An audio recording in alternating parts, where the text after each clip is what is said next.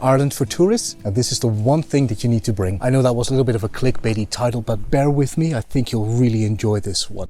So this is one thing that tourists every single time don't bring along to Ireland, and as a result, they don't get the most that this country has to offer, and it has so much to offer. Now, if that sounds interesting to you and you want to find out, let's get into it.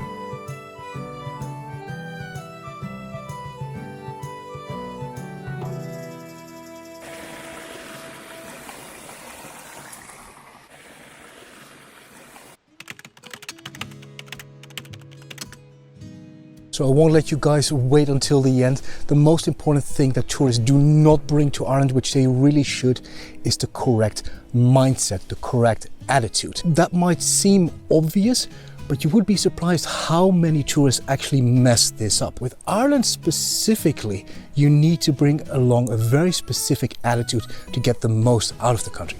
Let me explain. I've got two really good examples for you.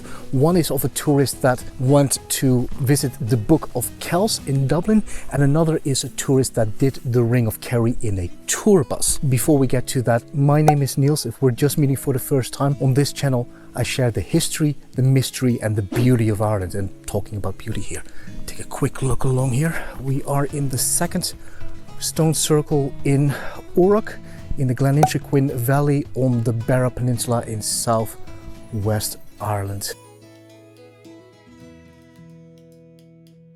Most people are aware of the very famous one down in the valley, but we've gone all the way up the mountain to this beautiful boulder burial with a stone circle around it. Most people never come here. It's the middle of winter, nobody's around, we've got this place to ourselves. So this is a story of somebody that I talked to directly. They went to Dublin, they saw the Book of Kells and they were thoroughly unimpressed. And their words were, do not visit the Book of Kells because it's just another book. That's the wrong attitude. Second example is a tourist that did the Ring of Kerry in a tour bus. It was raining, they didn't go outside, they didn't participate in any of the stops, and they were just driven around the ring and they were not impressed. Let me take a sit here. Ireland is really interesting. If you just go and visit the big cities like Dublin, like Cork, and do a few of the touristy spots, it will be like any other Western European country. The city is just pretty much the same as any big Western city. Places like Paris and London do a big city way better than Dublin ever could. If you just go and do the normal touristy things, if you do not spend the effort into Ireland, you will not get that much out of it. You will go and visit a pub, you will go around Dublin and go like, yeah, this is quite nice, but I'm not seeing really what's so special about Ireland. That is because the specialness of Ireland is in three things, and you have to do a little bit of work to get to those three things. Those three things are its nature, its history, and its people. Let's start with the nature. Like I said, I'm in the middle of nowhere here on the Beara Peninsula.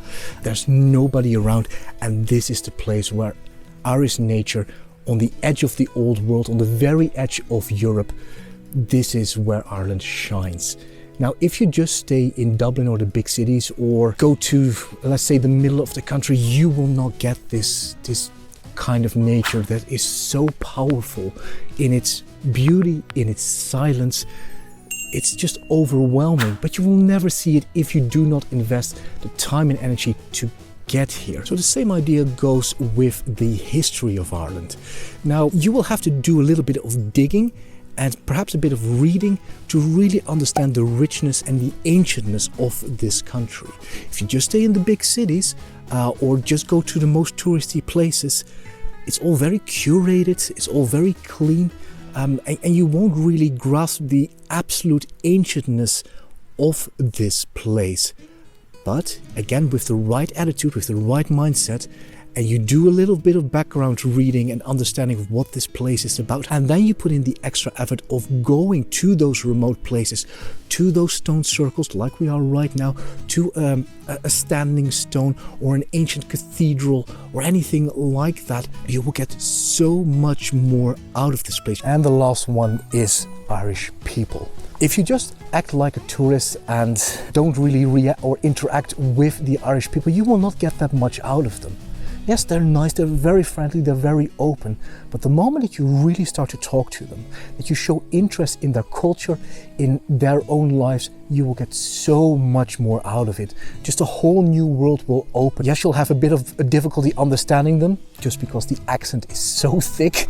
I've been living here now for 7 years and I'm still lost, but putting in the effort will give you so much more of this place and its people. So the moral of the story is that if you want to come to Ireland and you have this grand idea of that this country will just entertain you on end and it's just going to be magical from the moment that you land in Dublin, it's not going to work like that. You will have to put in a little bit of effort, a little bit of time to really get the most out of this country. That means traveling to remote places, talking to the people, doing a little bit of a background research, perhaps being uncomfortable because it is going to rain on top of you. You have to going to be outside in probably not the best weather. But the moment that you put that kind of effort into this country, it's going to give you adventures that will stay with you for the rest of your life.